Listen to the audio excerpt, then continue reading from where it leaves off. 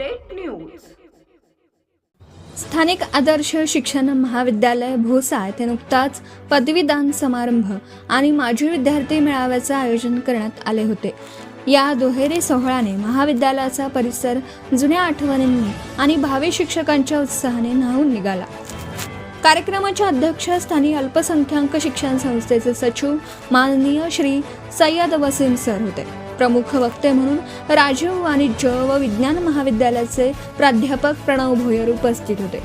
व्यासपीठावर महाविद्यालयाच्या प्राचार्या डॉक्टर मंगला प्रकाश डहाके, प्राध्यापक राजेंद्र गिराळे, रुपाली भोयर, सय्यद लतीफ कनिष्ठ महाविद्यालय आणि सीमा बनकर मुख्याध्यापिका इंग्लिश मीडियम स्कूल यांची उपस्थिती होती. कार्यक्रमाच्या सुरुवातीला सीटेट केंद्रीय शिक्षक पात्रता परीक्षेत यश संपादन केलेल्या प्रशिक्षणार्थ्यांचा पुष्पगुच्छ देऊन विशेष गौरव करण्यात आला. त्यानंतर विद्यार्थ्यांना शिक्षण सनातन पदवी प्रदान करण्यात आली. पदवी वितरण सोहळा हा केवळ प्रमाणपत्र मिळवण्याचा प्रसंग नसून तो कठोर परिश्रमाचे फळ आणि भविष्यातील जबाबदाऱ्यांची जाणीव करून देणारा भावनिक टप्पा आहे.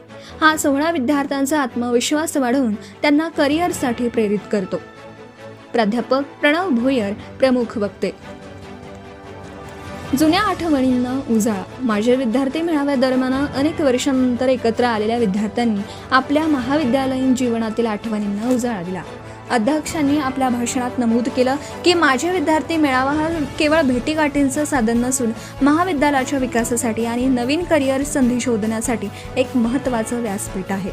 याप्रसंगी सय्यद मोबशीर, शाहीन परवीन, निखात फिरदोस, चित्रांगी शेगोकार, आफरीन परवीन, अमरीन पोसवाल व इतर विद्यार्थ्यांनी आपली मनोगत व्यक्त केली. या सोहळ्यासाठी प्राध्यापक ज्ञानदेव घुगे, प्राध्यापक बाळासाहेब मुंडे, प्राध्यापक डॉक्टर पूजा कातकडे, प्राध्यापक जय शंभरकर, प्राध्यापक वंचित डांबरे तसेच ग्रंथपाल कांचन भोकरे आणि वरिष्ठ लिपिक तेजस हातगावकर यांनी परिश्रम घेतले. सूत्रसंचालन प्राध्यापक वंचित डांगरे तर आभार प्रदर्शन प्राध्यापक डॉक्टर पूजा कातकडे. सांगता सामूहिक राष्ट्रगीताने कार्यक्रमाची सांगता झाली. प्रतिनिधी Syed Mateen. Subscribe now and press the bell icon. Never miss an update.